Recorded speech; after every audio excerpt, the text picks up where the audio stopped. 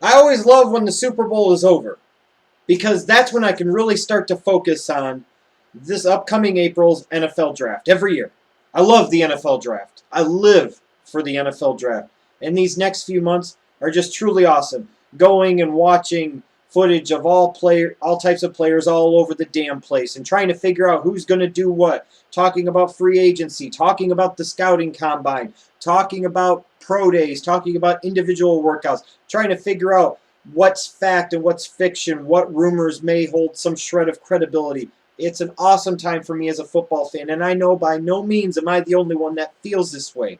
In the description box down below, you'll see my first 2013 NFL mock draft.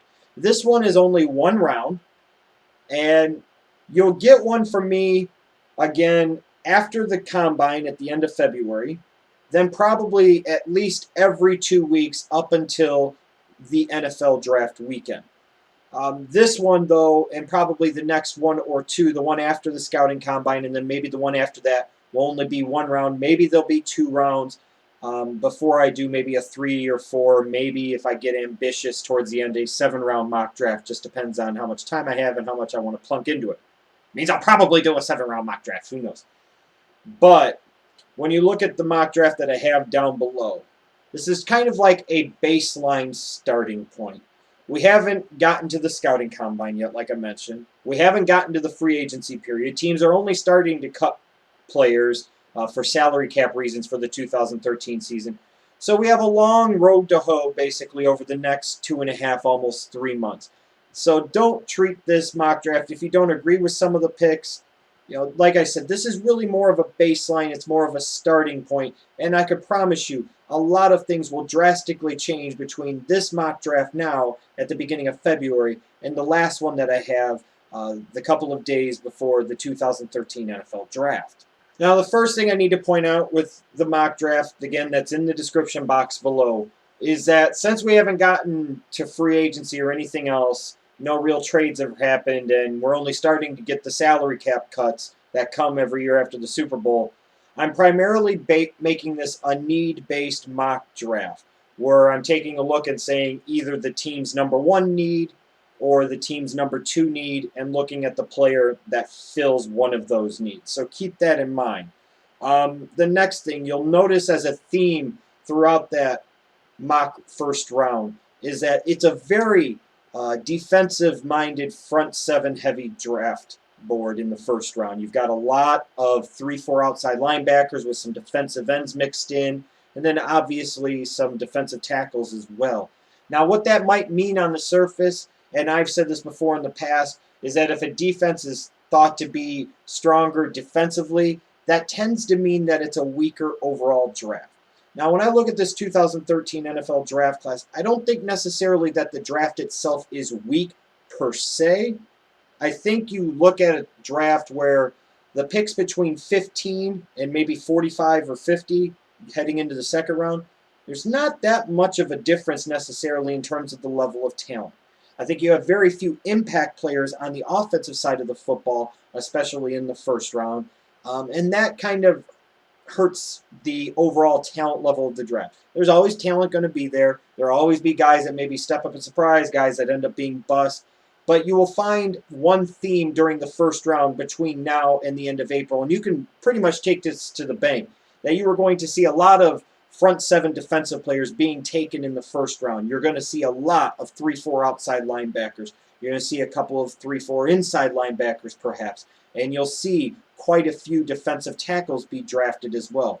You'll see that all throughout at the beginning of the first round, the middle of the first round, and the tail end of the first round as well. Now, the other thing to keep in mind is that this quarterback class of 2013, I've heard a lot of people reference it as being a very weak class, in part because they're comparing it based off of the class of last year, where you had Andrew Luck and RG3 and Russell Wilson and Tannehill, and maybe guys that can step up and establish themselves as starters down the road like Brandon Weeden or Nick Foles, what have you. That was a really, really good quarterback class.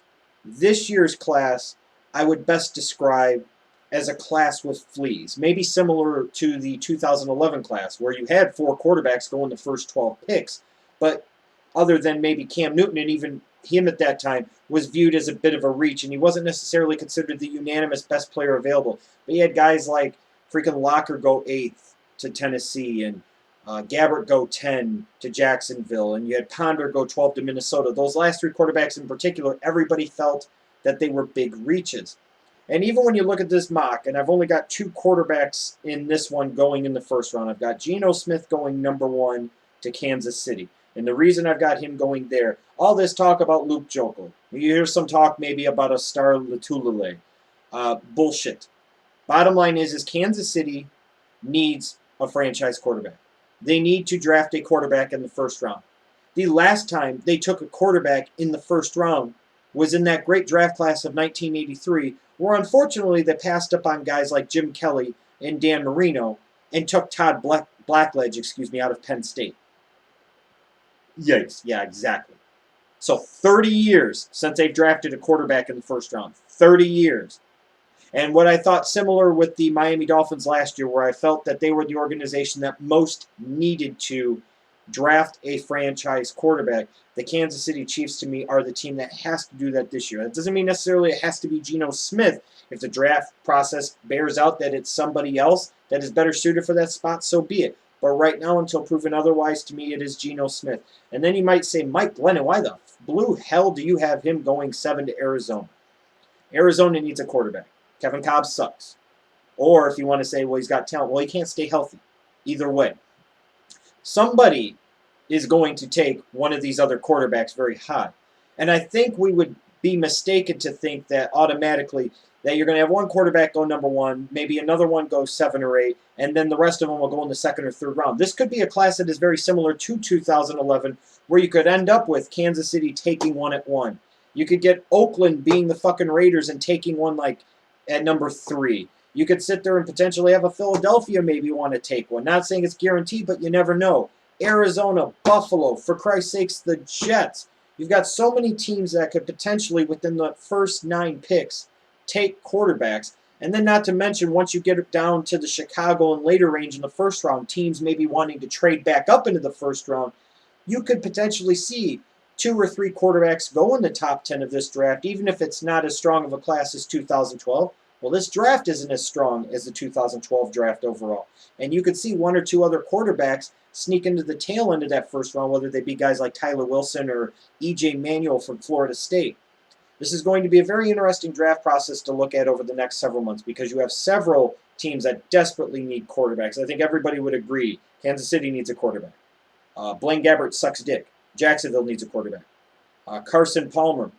They gave up so much to get him, but he's not going to be there forever. You could argue Oakland could need a quarterback. You could argue Philadelphia could need a quarterback. You could even argue, even though they took Whedon last year, Cleveland could need a quarterback.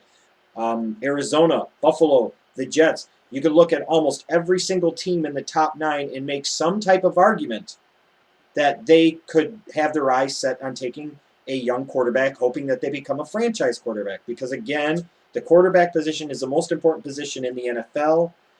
That is the ultimate kingmaker. If you hit it big on the quarterback position, you set your franchise up for long-term success. And as a result, that can lead to certain organizations wanting to reach on certain guys, hoping and wishing that they will be the next big thing. So take a look at my mock draft down in the description box. Let me know what you think of it. You're going to get a shit ton more in the next few months, a shit ton more of videos pertaining to the NFL draft. You're going to get individual scouting reports of players. You're going to get ranking the prospects at individual positions, more mock drafts. You're going to get all types of draft-related shit. So if you enjoy hearing me talk about the NFL draft, you're going to get a lot more of it over the next 2.5, 3 months. I promise you that.